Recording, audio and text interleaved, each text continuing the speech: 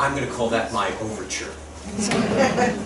Good afternoon, ladies and gentlemen. Thank you very much for coming. I'm Jay Michaels, and we're about to introduce an amazing product to you and an amazing group of people. First, I wanted to say a few thank yous. The first thank you is to all of you. Off-Broadway is not easy to get to, and as you see by our expensive air conditioning unit, there can be some discomfort, but what you're going to see is creativity at its rarest form.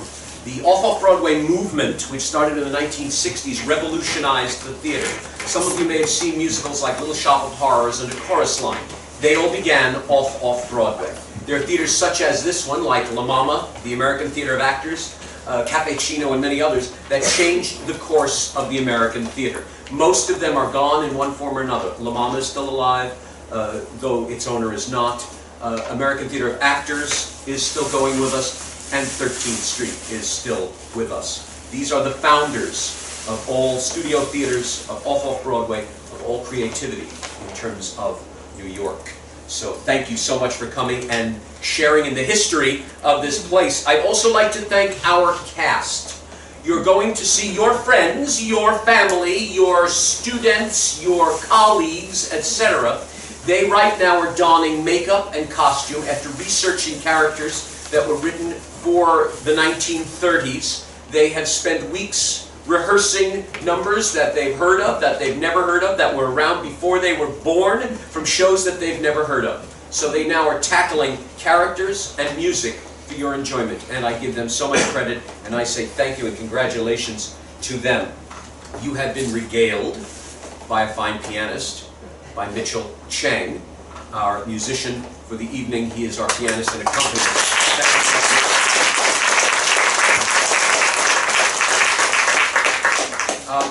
All of a sudden, Mitchell came in, and he was just supposed to sub for a day.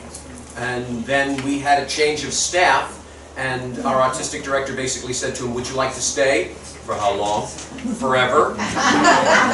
And his answer could have been anything, but his answer was simply, "Okay." He then mastered an amazing script with a bunch of wacky people in the shortest time frame I've ever seen in terms of a presentation, and he has done an amazing job. Mitchell, thank you so much.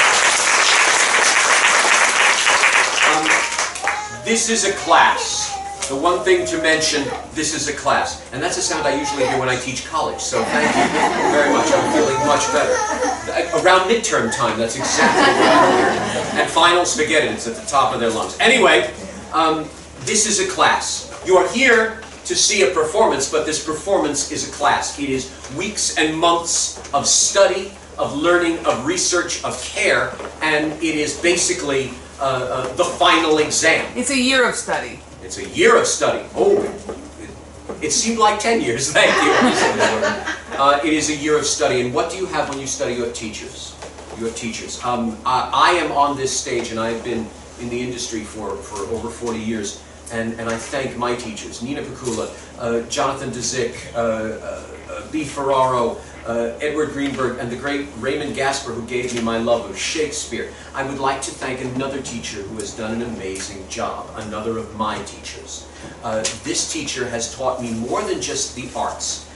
She has taught me how to take creativity and mold it into a perfect mathematical equation. She has taught me about dedication. She has taught me about triumph as well as failure, and how to turn that failure into triumph. She has taught me how to rehearse. She has taught me how to research. She has taught me sacrifice. We are thrilled when our friends and family do good, but there is a teacher somewhere who has spent every moment making sure every wrong turn is turned into a right turn, and every success, that teacher feels it in their heart as strongly as the student. I am a better teacher and a better man for having worked with Mary Elizabeth Mikari. Thank you. Thank you.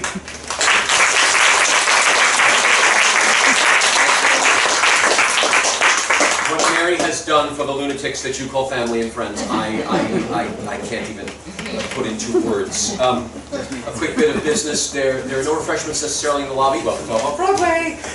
But there are kiosks and restaurants and everything around the corner. So during intermission and after the show, there are many places to go, please turn off your cell phones. There's nothing worse than a dramatic scene you hear in the house, so please turn off cell phones. If you're going to unwrap a candy, please unwrap it now.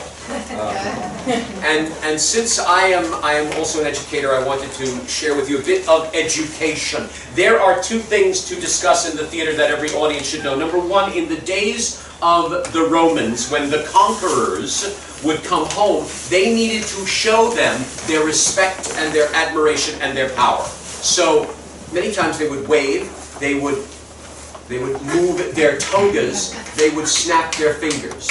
But if that was a conqueror who has done something amazing for that village, that army, that whatever, they put their hands together and made noise. Woo!